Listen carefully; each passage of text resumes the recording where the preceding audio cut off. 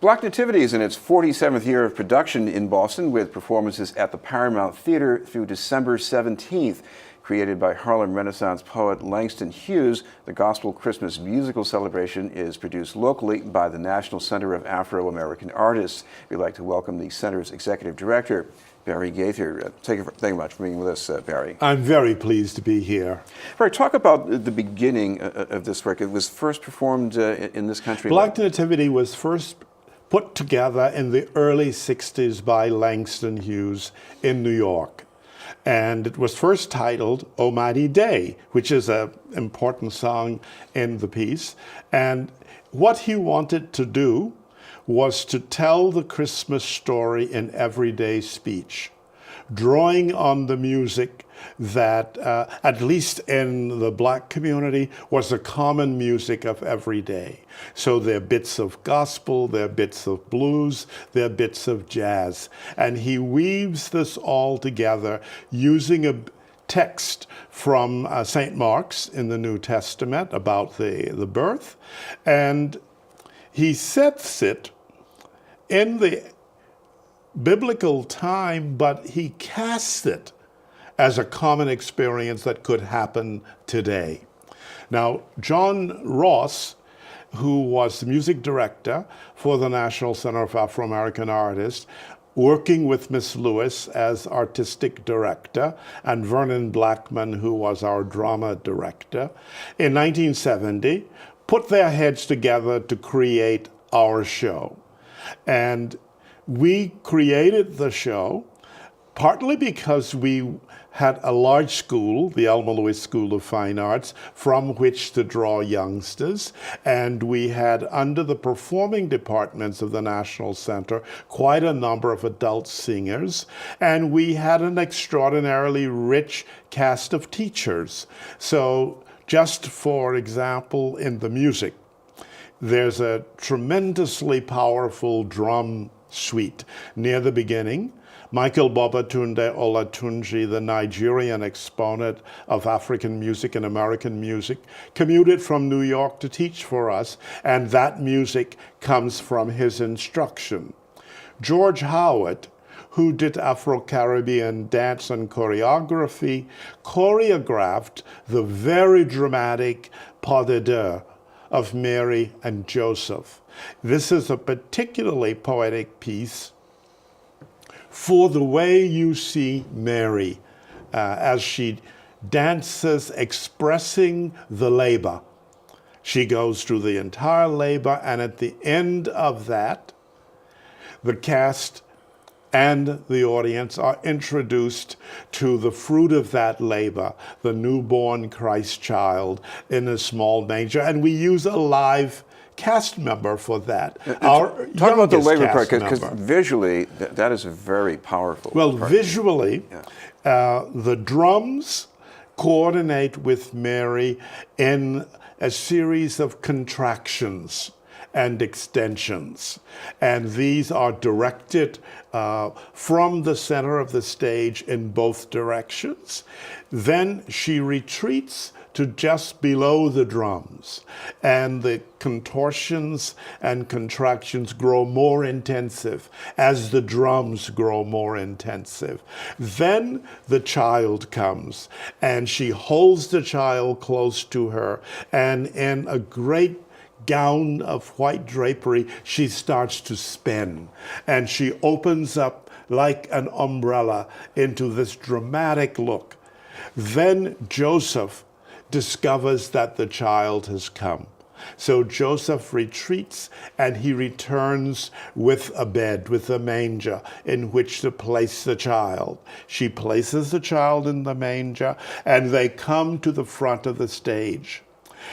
Joseph places the manger down, peels back the swaddling clothing, and you see the little child, you see the hands playing in the air, and then Mary comes, and she looks and sees the child, and she swoons, and in that moment the house goes black, and it's thunderous applause, because in the time building up to that dramatic conclusion, everything has been silent, and everyone's breath held until this delivery. So that is the sort of first highly climatic moment in the production.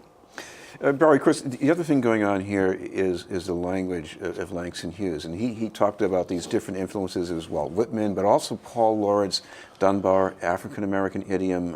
Why is that idiom so important to telling the story? The idiom is so important actually for multiple reasons. One is it makes the story familiar and accessible in a way that really mattered.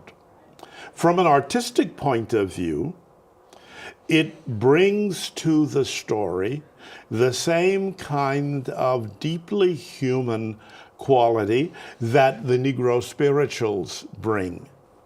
If you think of the poetry of Dunbar, it's also an elevation of the ordinary, so that you are brought into the fold, and this language is shared with you, not as a way of distancing, but as a way of saying you're one with us. So in the portion on finding room for Mary to have the child in the end, there are exchanges between the innkeeper and Joseph seeking a place for Mary to have the child. Now, the innkeeper is a cruel guy in how this goes. And the soloist is singing the story, and she's saying his bad conduct, his lack of compassion, it's not just noticed between the two of them, but the other people who work at the hotel, the butler, the maid, the cook, they're all saying, what's wrong with him? Why doesn't he have it in his heart to do the compassionate thing? That accessibility is very much in that the music is engaging and lively, but also that the language is easy to enter and is almost like the casual speech that you would hear waiting for the train at a subway stop. This is BNN News, and we're talking about Black Nativity with Barry Gaither from the National Center of Afro-American Artists. Barry, talk about the music here, because if someone who goes this for the first time, they're going to hear things they think they've heard before, and they're going to hear them in a different context, though. Yes, there is a body of Christmas music.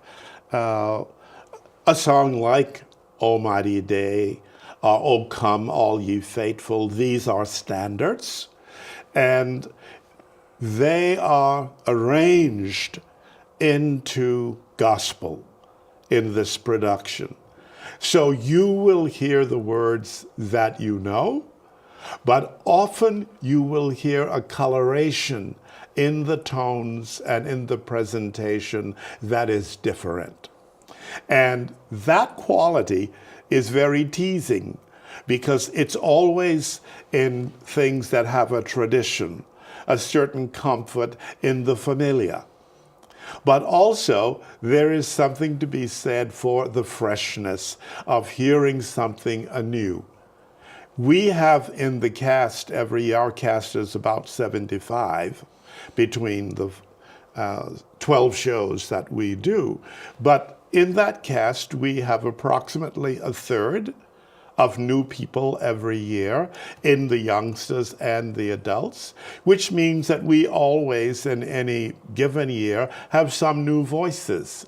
So if you've come before, you will still hear a different texture in the music, because it's a different blend of the voices. And that's one of the things I look forward to every season. I've been to every season, and you know, when I think back, there are some people who come to mind right away because for whatever reason, it was such a pivotal place for me when I first heard them. But each time around, I hear new people who supplant what I remembered from the old, and I'm happy again.